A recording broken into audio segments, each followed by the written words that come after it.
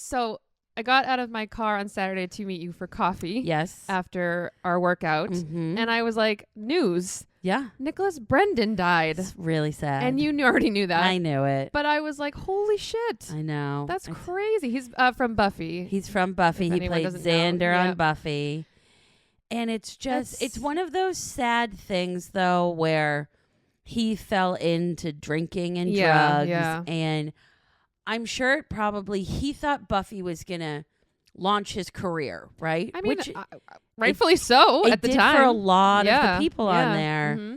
It didn't for him, but I think when you're one of those actors, like you think you get an air about you, and then you think you're better than the fans, and then like he was on Dr. Phil twice. That's not great. Being on Dr. Phil alone, Not great. no. He didn't do anything else besides Buffy? He did a couple of he was on like one of those CSI shows as like you do. a side nerdy character. Okay. Yeah. And then I think he might have been in a movie or two, but That was it. that was kind of it. Well, rest in peace. I know. Super sad still. It is. He got better. Sober? I don't know. I guess not, though. No. But Anyway, yeah. I'm Jess. I'm Janice. Welcome to Haunted by.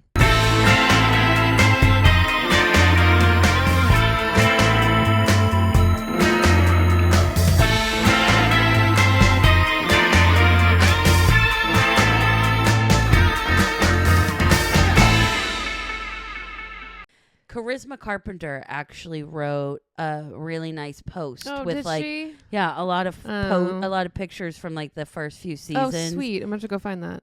It's on her Instagram, and she did write, I miss the person I used to know. Oh, that's sad. Yeah, it just makes it sound like, you change, but they're really cool, like old, like Polaroids that she must have fun. I'll check had those like out. printed out. Yeah. But it was really poignant. Like, I remember this about you and that about you, and she didn't say anything about who he'd become, and there's no need, and it's just very sad when people, I know. take a turn south. Yeah. Did Sarah Michelle Gellar say anything?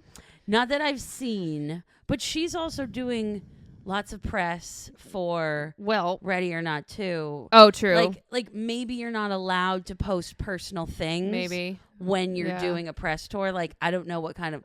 Yeah. I haven't signed a contract yet for a press tour. Yeah. When we do that happens, we'll be able to see what goes into the contract for that. Yeah. Well, speaking of A contract? Sarah Michelle Gellar, Yes. there was a reboot of Buffy coming, and she was in it. Mm-hmm. I think a couple more cast members were in it from the original one. Yeah. And it was on Hulu, set to go, and they canceled it. Crazy. For what? She didn't say why they canceled None of them it, and who even knows if there was like something that happened behind the scenes or on set, but I think a lot the of whole season's done. Yeah. I don't even know if they filmed it. I don't know. I thought it was like locked and loaded, ready to to air. Oh, I thought it was ready to start. Oh, okay.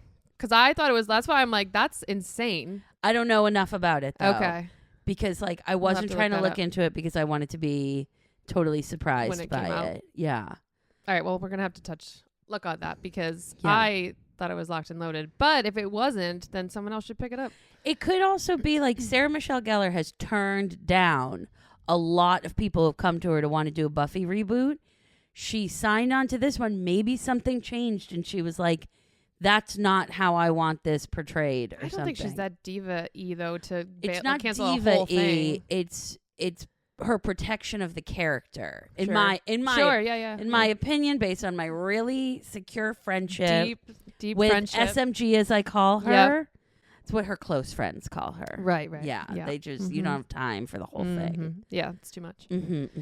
So Oh man. when we start to goss, I go SMG. We Go start to OMG SMG. Give me all the info. I know. It's Well, you crazy. better text your girl and find out what's I going know. on. I will tonight. Should have done it sooner. But she's probably on West Coast time, so we'll figure it out. it'll take a little longer. Stay tuned, friends. Yeah. Well, instead of a Jess question this week, we've been toying around with a funny idea. Yep. Which hopefully people find funny. Yeah. But you and I have so many movie quotes we throw at each other. We do. That, and in our own lives, throwing movie quotes out at other people. And there's so many times that people are like, what is that? What's Usually that from? only Matt is the one that can pick up on yes, it. yeah.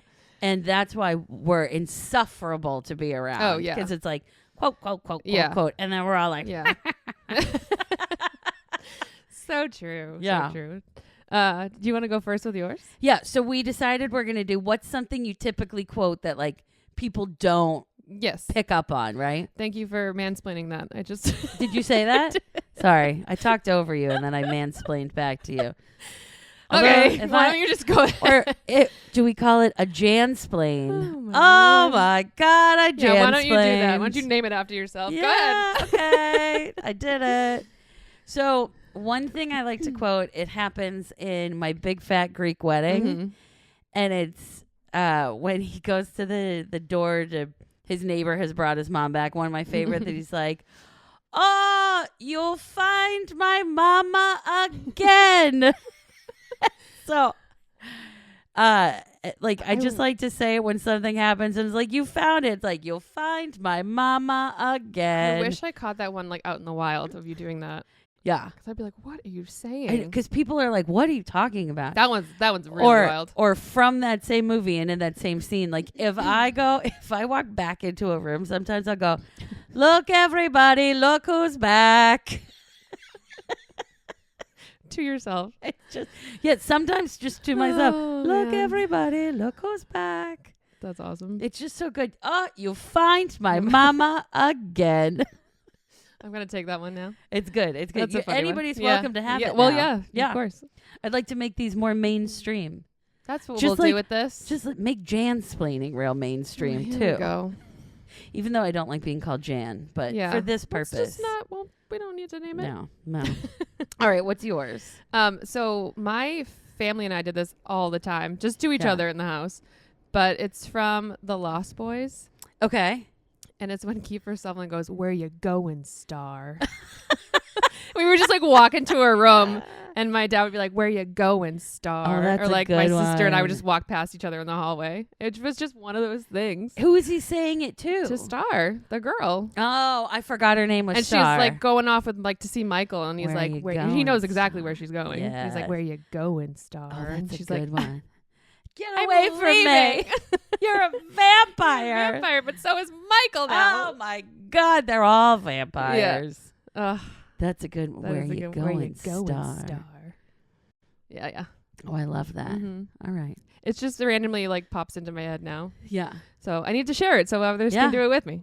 Well, speaking of popping into your head, Hey, I'd like to talk about my pop culture moment. please. No, it's Oh. yours. It's yours. It is. Because it's your story. Oh, my God. Oh, my God. All right. Holy shit. You take your pop culture because, woof, I'm stressed. you should be. Good I have Lord. that effect on people. Whew. I don't have a calming presence. All right. Are you following the Matthew Morrison thing at all? Oh, my God. When you just said, "Are you following?" I was like, no, because I'm doing a more recent pop culture thing. Oh. I'm just getting real paranoid. I'm on edge today. I'm on edge. already need a break. Yeah. Whew. No, I'm not. How are you following the Matthew Morrison thing? No, I am Okay. not. It's like a fever dream. He has got this one-man show now. Is he's from Glee? He's from Glee. Okay. He was also kind of weird back then, Yeah. but he's just like elevated right now. And people are going to his shows, and he thinks he's taking it so seriously. Oh, And he's doing all these like weird dance moves, Oh, and he's excellent. like tipping the mic stand, and he's like, Ooh. he like randomly one time just like shoved it in between like his legs and just like held it there while he was like talking during a monologue. And this girl was like, "Oh, what is happening?" Wait, so was the mic stand in between his legs? He just but like he had shoved it in between. No, and the microphone's in his hand, but he just shoved the mic stand in between his like crotch, like, and then like an emotional support mic stand. and then he just like all this like weird like dance moves with it, and he's like just kind of like talking about his like life in the arts and all this stuff. And at one point, every time I see it, I'm like, this is so secondhand embarrassing. Oh no. And I mean, now the whole show is like people are going to the show because they're like, this is too much. And Yeah. I think he's thinking like, wow, I'm so fucking famous He's again. Like it's like people Corey, are coming when to people see go this. see Corey Feldman or Tom Oh Sandoval. my God, Corey Feldman. Jeez Louise. Yeah. And people are like one of the clips. This girl is like filming it, and you can hear her friend be like, like she's like, I can't get through this. Yeah. And at one point, there's a time where he's talking about, I think it's like an audition he went on. Okay. And he has like a pianist, a drummer, and maybe a guitarist over here. And they all just slowly turn around. Oh. And he's like, everyone turn their backs on me. And they all just turn around. And this drummer's just sitting there with his back like towards Matthew Morrison. And I'm like, I can't even handle this. He also has this story. Oh my God. About, God forgive me, about 9/11 and how I have to get this right. Okay. I was like, are you making this about yourself, sir? Oh no. He goes, he describes the event as a vivid, dramatic story during his show. So the show's called Rhythm and Revelations. Oh, great. Okay. He said he witnessed the unfolding tragedy while on a train, including the moment the second plane hit the Southern Tower. Okay. So he says he was so compelled to write down his final words on a receipt he had in his pocket. And then he said he later ran to his girlfriend's apartment for safety. And when he got there, she was cheating on him. What a day. So you think it's going to be a revelation about 9/11 and he's like, so what did he write on the receipt? His just like final words, because he wasn't sure what was going on, if he was going to make it. And was he on a train, like He was literally in New York. passing, seeing the thing in the towers? That's a great question. He must have been, or he must have known what was going on, but he was on the train in New York and was like writing down his final thoughts. And he was like, I'm near my girlfriend's apartment. So he like ran there, and then she was like, and she was cheating on me. And she was cheating. Oh. It's insane. That is a narcissistic way to tell the tale of those towers. Yep. So that's that. That's mine. Yep. What do you got? Mine I'm real jazzed about because I have a happy ending. Real jazzed. I'm real jazzed about it. Have you been following the lawsuit against Afroman? Oh, kind of. Yeah. Okay. Yeah. So back in 2022, these police officers in Ohio ordered a search, and they got a search warrant of his home for narcotics and kidnapping based on nothing, but this judge signed it. And so they went into Afroman's house, ripped things to shreds, like kicked down his door, like went through everything, broke his stuff, like, which is what they do a lot in raids. And they are just allowed to do whatever they want. And I think they justify it because they're like, well, we're the good guys and they're the bad guys, right? So Afroman, over the past 3 to 4 years, has had videos in his home. And so he documented everything these police did. Oh, okay. And so he's been putting out new rap songs. Now, for those that don't know, Afroman had a classic in the early 2000s called Because I Got High. Sure did. One of the best songs ever. When he was like, because I got high, because I got high, because I got high. And the best part is, ba-da-da-da-da-da-da. So he's like re-released Because I Got High, but with like songs about that. Oh, wow. He's come out with one of his more popular songs, which this will get stuck in your head, is Lemon Pound Cake. Because one of the police officers is coming through. They've got their guns drawn and everything. And there's a lemon pound cake on the counter. And he like looks at it twice. And so he does the video with lemon pound cake. Tastes so good. He was like singing about it. He sings about how one of the police officers is fat and he slept with his wife and all this stuff. But he's become like popular again. Yeah. The best part about this is, and I double checked this today, at the beginning of the trials, which were the beginning of this year, or maybe end of last year, he was at 300,000 followers on TikTok. Okay. He's now at 900,000 followers. Oh my God. And people are at his shows again. They're singing these songs, but the police are suing him for defamation. Oh. And harassment and emotional distress. And so because of the songs? Because they're using their videos. Yeah. But they're like, I can't go to Walmart anymore without people yelling at me. And Afroman, first of all, at every court appearance, he's wearing an American flag suit. That I've seen. His suits are fantastic. He's wearing everything, and he's like, this is my right as an American. They can't, and he's not. He could have sued the police. He could have said that this was unfair. He's like, you destroyed my stuff. He apparently said to one of the police officers too, like, are you going to fix my door? And he said the police officer smirked at him and went, that's not something we have to do. Ew. Like, gross. So he's like, as an American, I am allowed to use this video from my home. Mm-hmm. I'm an entertainer. I'm a rapper. I can use this to make a profit. And I'm making a profit to fix the stuff that you've destroyed and really to like help his career because it's been great. Yeah. And so as of a week ago, Afroman was found not liable. So he's all good. Good for I've him. done a lot of singing in this pop culture moment. Wow. I apologize for the You singing. said you were so jazzed. I'm so jazzed. We're doing singing. Fantastic. So it's just been something. I texted my family when I found out, and I was like, I said, Afroman found not liable. We did it. America. But it really was about, as silly as the case is, because I've watched videos on it, they're like, is this case silly? Yes. Is what it stands for silly? No. Yeah, that's true. It's really important. Yeah. Like, we have the right to, speak our mind. It's freedom of speech. Like, these people, they didn't break the law by going in. They did have a judge-mandated warrant. Yeah. But, like, the way they treated his home and the way they treated him after, I'm going to make a music video. So, huzzah! Wow, you are really just real into it. So pumped for him. I am so excited. Because I was worried that he was going to be like, or they were going to say it's not defamation, but you did humiliate them. But humiliating somebody is not against the law. Yeah, it's true. So Afroman did it, everybody. Are we going to go see him on tour, Janice? Probs. Damn. Lemon pie. Oh, my God. Cake. It tastes so good. Anyway, let's spook me out now. I'm like, bring me down. Blown away. Yeah.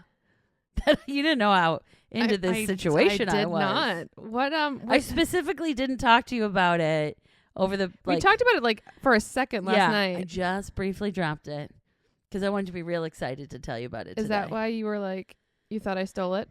Yes, because you were like, have you been following? And I was like, no.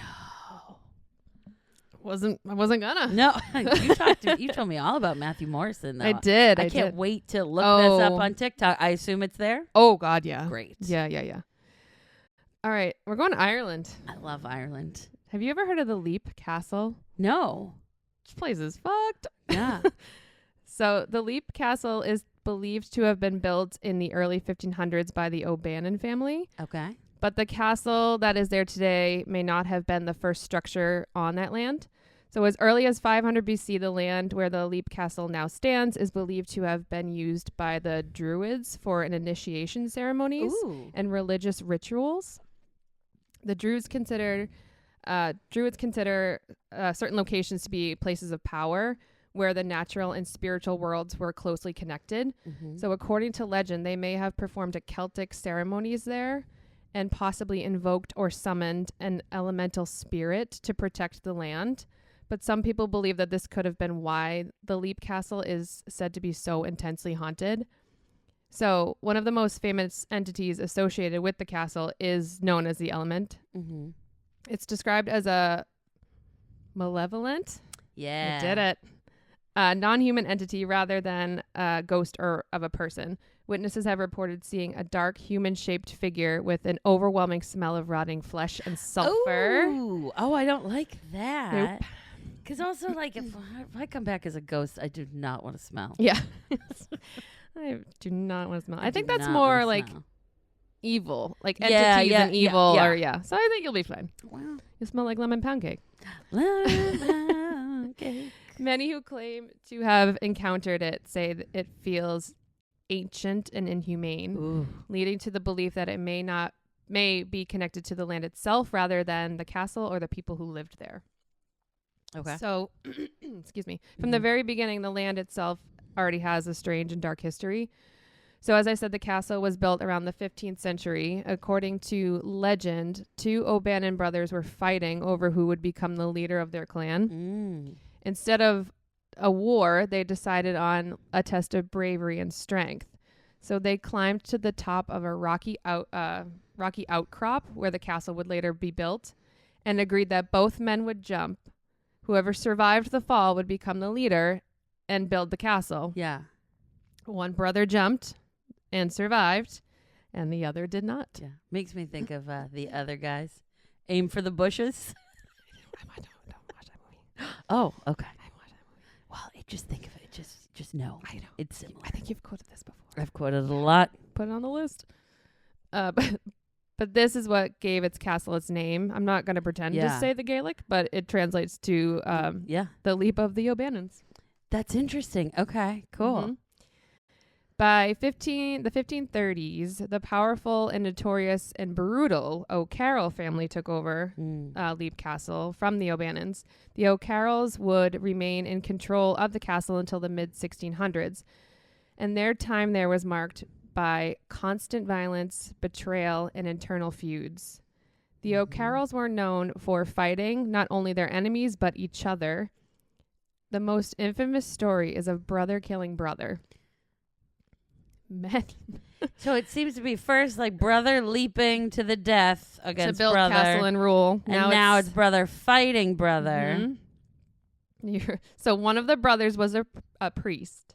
And during mass inside the castle's chapel, his own brother burst in, killed him at the altar in front of everyone. God is watching. He was not punished for his actions. Oh. And he was like, I feel like you didn't used to be punished for murder. No. I feel like, especially like in the for sure. Yeah, in the Wild West, like I feel like there were rules of when you were allowed to kill people. We're in what? Oh, sorry. Oh, hold my hand. I know. We're in like 16th century Ireland at this point. Oh yeah, 17th century. 16. Yeah. Yeah. I know, but like, can you imagine being at church and just this guy come in? It's crazy. I bet it happened all the time. I bet time? they were like, I saw another murder today. Another one. How was your day, dear? Well, 2 murders. 2 murders today. Hopefully none tomorrow. But I brought home the eggs. Yes. The room where this happened is now known as the Bloody Chapel. Ooh. Many believe that it's one of the most haunted parts of the castle. Where in Ireland is this? That's a great question.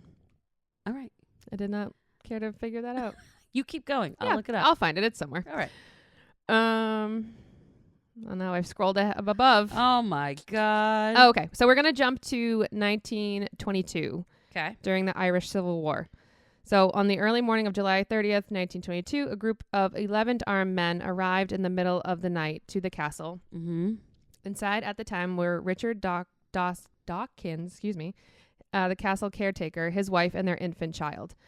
Around 2 a.m., the men knocked on the door. Richard poked his head out the window, and the man asked Richard if they could stay the night and ordered Richard to open the door. When Richard went down, he was held at gunpoint, and that's when the man said that they were going to rob and burn the castle down. Richard begged the man to let him go get his family, which they did let him. They gave him like a head start. Yeah. But they kept the family outside from 2:30 a.m. to 5 a.m., just watching all of their shit be destroyed and their castle just burn up. Oh, no. Isn't that so sad? It's so sad. I mean, I'm so grateful that everyone got out, but like... Yeah. Eesh. By the way, it is in... Rose, I shouldn't have offered to look it up because I can't pronounce. Maybe that's why I didn't. That's why I put it. Here we are. It's in Roscrea, sure, which is in County Offaly. Oh my God! Thank God we're small and we don't have any Irish followers yet. But if they go back and look at this, we're sorry. We're in deep trouble. We apologize. Yeah.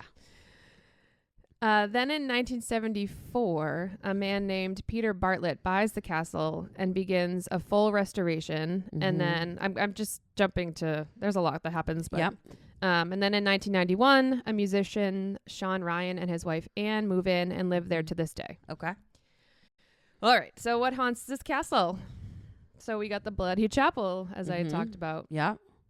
In the chapel, there's a oubliette, I think they're called. Oh, yeah. Yeah. One of the more sinister features of the Bloody Chapel is the oubliette. It's a small chamber located in the corner, and it is thought that its original use for the chambers was to store valuables.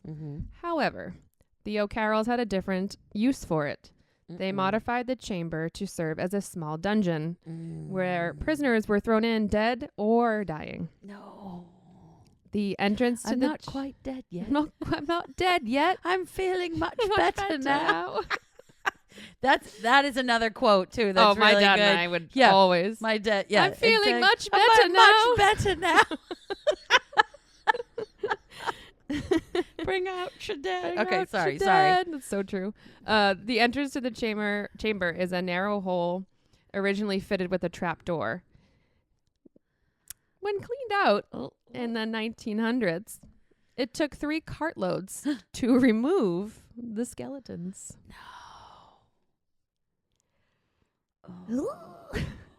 It's too much. Oh, I don't like Too many that. bones. Too many bones. Can I widely side note? Yeah. Have you seen the Sarah Bareilles thing on TikTok where she's my God. Yes. We're, again, speaking of singing, she's like singing as she goes up to this like 2 chimney. skeletons. What is happening? Do you know what's funny is this is why when I tell people about this podcast, they're like, I'm not really good with scary things. I'm It's like, not. we ruined all the scares. I'm like, you're in the middle of your scary story, and I'm like, I'm not quite dead yet. And then we're talking about Sarah Bareilles. Like, we like spooky things, but, oh my God. some of us get nightmares at night, so we got to keep it light. That kills me. That was good. We should actually, repost that. Yeah. Oh my God. What if we become friends with Sarah Bareilles? Your dream. Dream. Honestly, I love her. I could see her connecting with being that. our friend. Yeah. Yeah. We'll talk to Sarah. All right. There's, of course, is a priest. He has been Always. seen on many occasions in the chapel. He is seen lurking on the stairway below and is also seen leaving the chapel on occasion for, Do you think that's the priest who was murdered by his brother? Yeah. Oh, Okay. yeah. Okay. Just checking. Yep. Yep. There's the priest's house. Okay. But since the burning in 1922, this house has really just been left as a shell. Mm-hmm. But shadowy forms are seen, and the current owners and guests have heard chanting coming from there. But when someone addresses it, it stops immediately. I know, I don't like that. No. They're like, hey, leave me alone. They're like, oh, now they've heard us. It's embarrassing. The hauntings from this particular spot comes from the Darby family. So they are the ones that took over the castle from the O'Carrolls. So a lot of the apparitions and stories are from Mildred Darby. So she said of the priest house, there is something heavy that lies on people's beds and snores, and they feel the weight of a great body pressing against them in the room in the priest's house. He's just trying to cuddle. He's Snuggles like, and cuddles. Scooch over. Snuggles and cuddles and snores. Say that again? Did I say snuddles? Hello? Snuggles? Are you and cuddles. Are you broken? Mm-hmm. And snores. She also says she's seen a burly man in rough clothes like a peasant, and he's always pushing a heavy barrel up the back stairs of the wing, nearly at the servants' bedrooms. But when just at the top, the barrel rolls down and it all disappears. Ugh. That is a bad eternity. Yeah. That's like, what's that Greek story where he has to roll the stone to the top of the hill, and right when he gets there, the stone goes down the hill. Oh, it's like the worst way to spend eternity. Just the worst. I don't know. You keep going. Do you want me to keep going? Yeah. There's the nanny and the old man. A woman in Victorian-style clothing, assumed to be the nanny, is frequently seen in the main hall. Often seen with her are the 2 girls, Emily and Charlotte, who I'll get to. Okay. The woman is seen walking diagonally across the main hall and can also be seen sitting near the fire with an old man.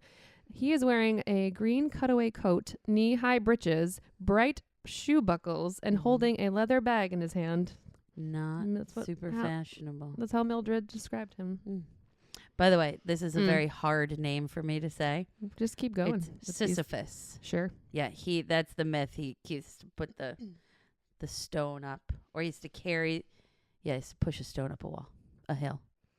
That's like what this guy lives a life. Yeah, you're right. He's the Irish Sisyphus. What is this episode? I don't know. No. Right. Emily and Charlotte. Two young girls, Emily and Charlotte, are also often seen in the castle. Emily is believed to have been around like 11 or 12. Mm-hmm. Charlotte is around 6 or 7 years old. People have reported seeing them mostly playing in the main hall and running up the stairwell. They are believed to have lived in the castle at some time in the in the 1600s. And some people think that they were either the last of the O'Carroll family or the first of the Darbys. They're not really sure. Emily is said to have died after falling from the castle's parapet. People outside the castle have reported seeing a girl falling from the roof, but as she disappears before she ever hits the ground.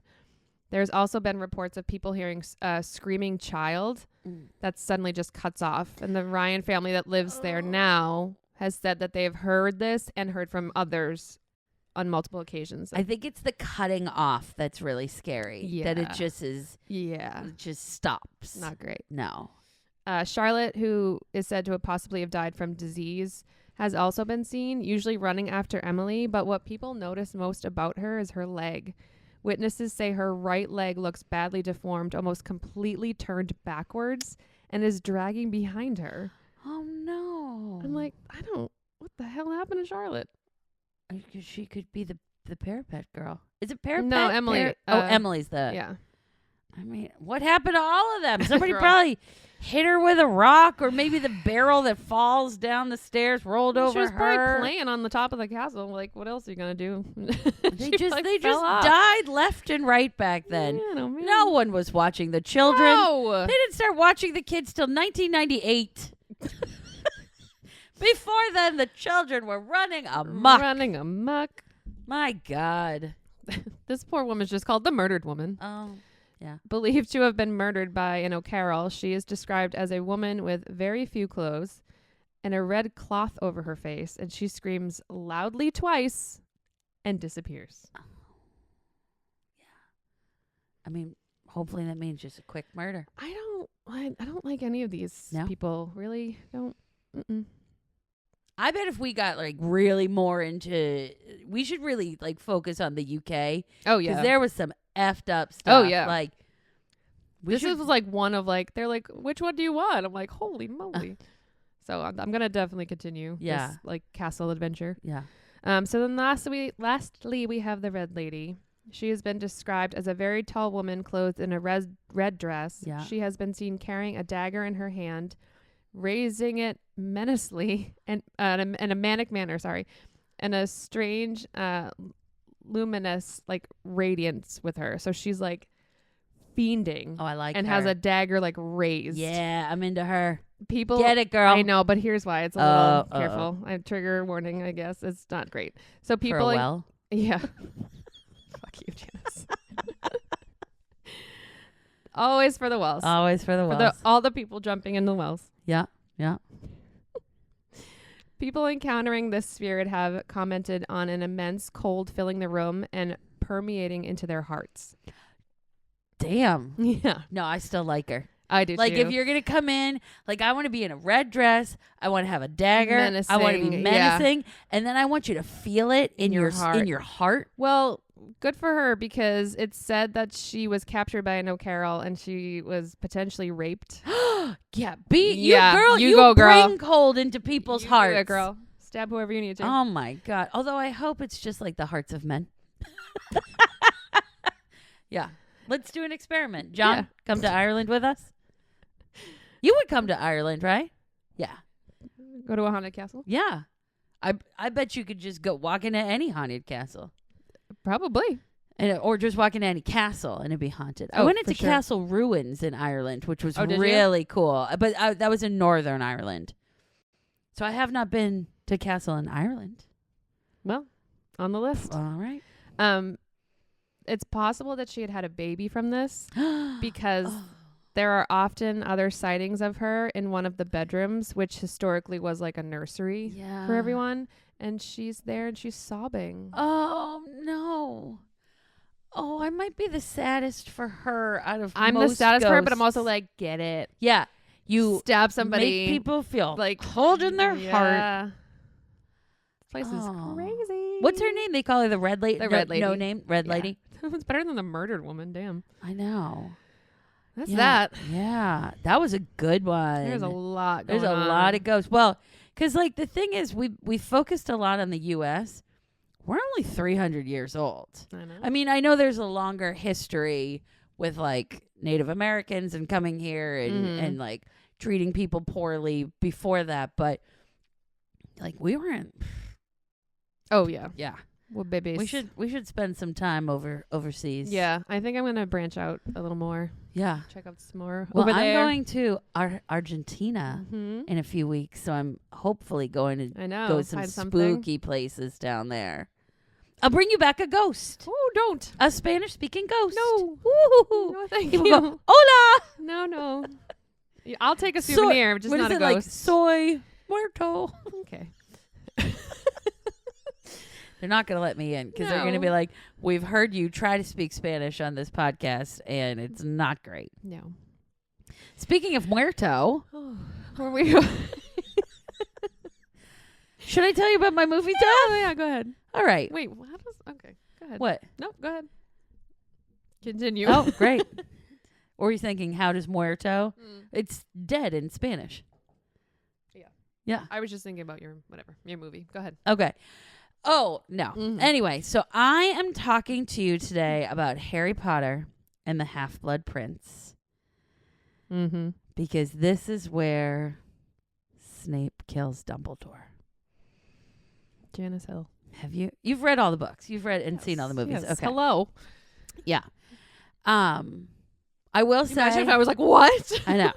I'll do my little disclaimer. I know that J.K. Rowling is problematic. Yep. Right? Yep. It's hard because there are so many artists that are problematic, right? Like we could throw a rock at a million different people and be like, here's all the problems with this one. Yeah. I know she's bad. Harry Potter just has a special place in my heart. I don't support her. It's just a hard No, place I know. to be. I'm with you, and my sister is going to send us a paragraph when she listens to this episode. Yeah. But it's true, yeah, I know. Like when I first read the book, I was actually 11. Yes, and he was 11. Yeah. My grandmother, who lives in Canada, discovered the book, and so I mean, not to be that person, but like we read it before it was readily available. What is this, Devil Wears Prada? It is a little, yeah. Well, because it came from the UK to Canada first before it came here. So we read the British version, like Harry Potter and the Philosopher's Stone. Oh, fun. And then we actually got my cousin Brenton into it. Brenton is John's older brother. And like he got really into it, and then the rest of the family followed. Yeah. But so it's been important since I was a kid, but I'm well aware of the problems with her. Yeah, it's true. But one of the hardest things is like in the movie. So Dumbledore the whole time has been like sick, and his hand is like shriveling up, and you're kind of like, what is going on? And he lets Harry know, like, hey, there's Horcruxes. We have to start getting rid of them. He starts telling Harry more about what Tom Riddle was like as a kid, and it's just it was great in the book. It's great in the movie. They go and they're looking for this one Horcrux, and Dumbledore's like, Harry, you have to come with me. So they go on this mission. They get back.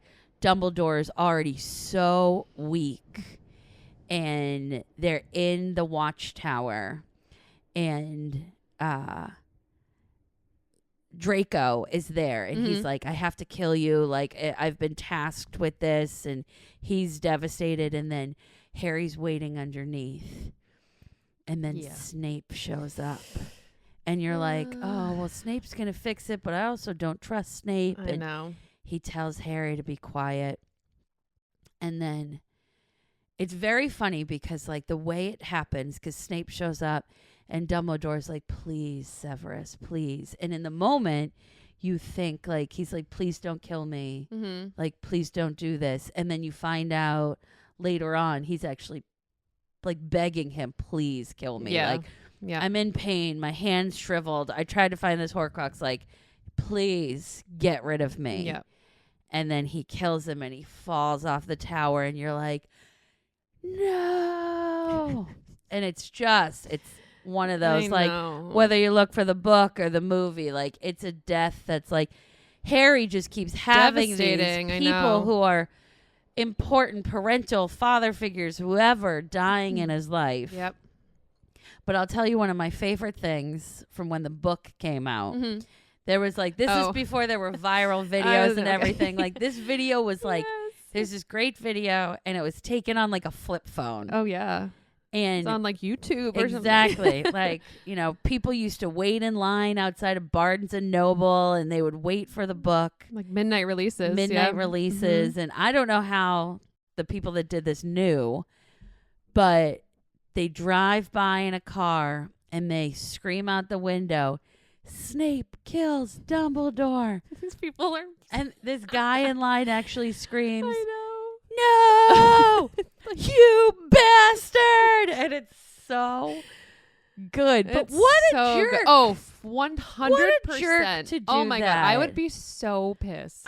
Yeah. Especially if I was like that intense and like Then I'm waiting for it. Like, oh my God. I was that intense, but I used to order them ahead of time and then you could pick them up at Barnes and Noble. Oh, yeah. Instead of But I didn't waiting out I'm line. not going to wait in line. No. I'm like medium intense. Sure. Yeah. So there you go. For some things. For some things. Other things, I'm just like, well. Very intense. Yes, very. Excuse me. Very intense. All right. So there we go. Now we gave my disclaimers about Harry Potter. So sorry, Jen. I like Harry Potter. She's going to be like, actually, this is... I know. Yeah. She's, well, maybe she won't listen anymore because you went, actually. She's going to be fine.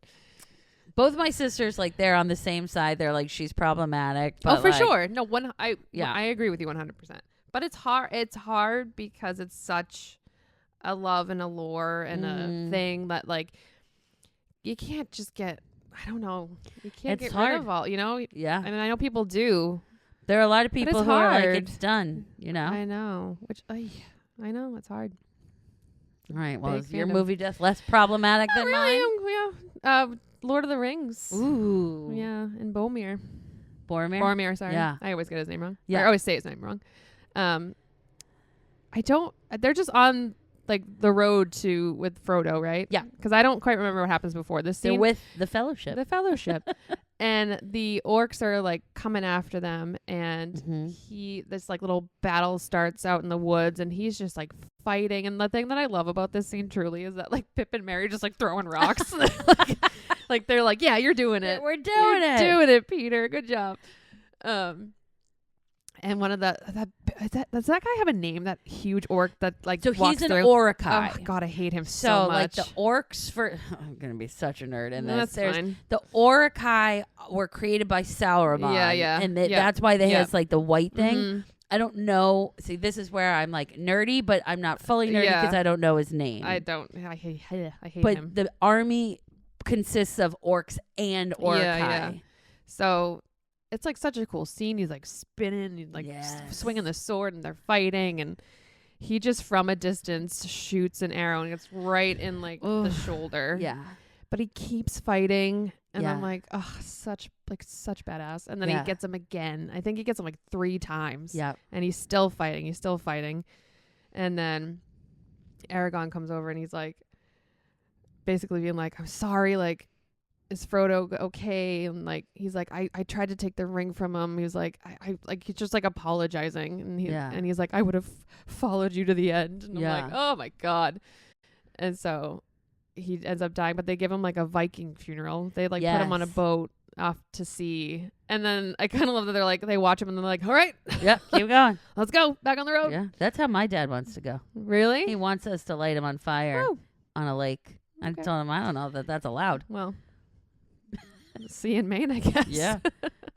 It's such a good scene though. Like such a good scene. And then especially like he puts Boromir's sword on him. Yeah. Oh yeah. I meant like to show that you were like fighting, and he has the what is the horn of Gondor or something like that. Yeah. I think that's all. Yeah. It's such a good scene, and it's followed by something so dumb. I know. When like Sam walks into the water to follow Frodo. Dude, I know. You're like, I get the symbolism of that scene, but it's so stupid. He's like, Mr. Frodo. Yeah. Potatoes. And then Frodo has to like come back and save Sam, which I guess I get it because like if Sam wasn't going to drown himself. I know, but Frodo's got a lot on his plate. A lot on his plate. Could we not, Sam? Although Frodo wouldn't have done it without Sam. That's true. That's true. Yeah. Well, he was going without him to begin with. He would have died. Yeah. He would have. Correct. He would have died, and Sauron would have taken over. Oh, God, yeah. Yeah. Well, thanks, Sam. Thanks Sam. For coming. Thank you. Well, that's that, my friend. That was that. This has been a weird episode. What a wild ride. Hey, but our second episode on YouTube. Yeah, I was going to say, we can follow us on Instagram, TikTok, Facebook, and now YouTube. Watch our very funny intro. Yeah. That took some time. We figured out bloopers. Woo.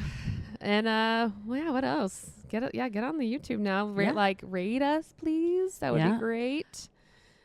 And I guess comment on our YouTube, maybe. Comment on our YouTubes. Go check out the YouTube. Write a nice comment. Write a little comment on there. On here, where we are now. Hey. Hello. I don't know if you're supposed to look at the camera on Why YouTube. Not? We just broke the fourth wall. Ooh. Sorry. And I guess let's go to Ireland and find creepy castles. Great. Looking forward to it. Yeah, sweet dreams, man. Happy nightmares. Bye. Broke the fourth wall again. Ooh. Goodbye.